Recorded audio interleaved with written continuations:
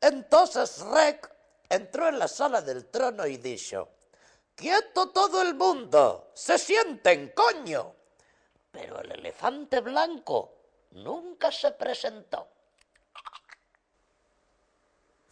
Carlos Hugo, hijo, y es más difícil de dormir que la mujer de Guti.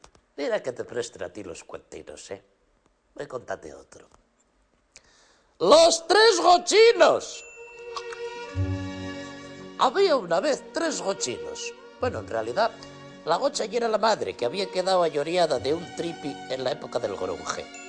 La mujer pasábase el día con los otros punkis, enfilándose a calimocho y comiendo humus. Entonces, los gochinos decidieron independizarse, porque ya estaban hasta les pechuñes de tanto perroflautismo. El primer gochín pidió les ayudas del Principado. La del ayuntamiento, les del micropiso, les del lino, la cuota láctea, la del prestige, todes. Pero los arrendadores, que son muy cucos, como saben que hay subvenciones, suben los precios.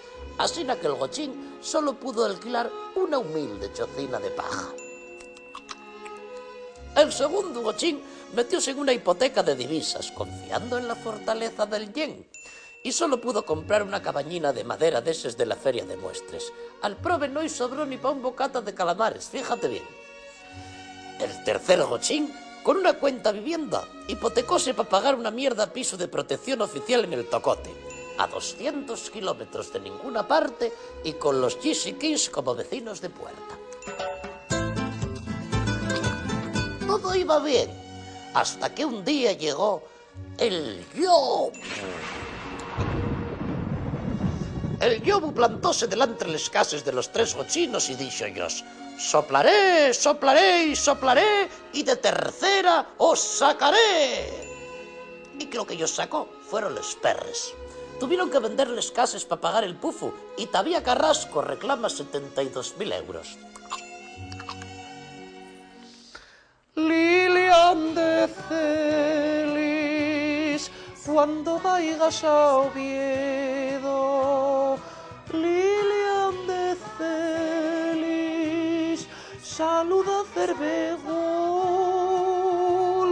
quiero ir contigo a jugar un ratito por esos campos de tercera división. Bendito. Ahora duerme, hijo.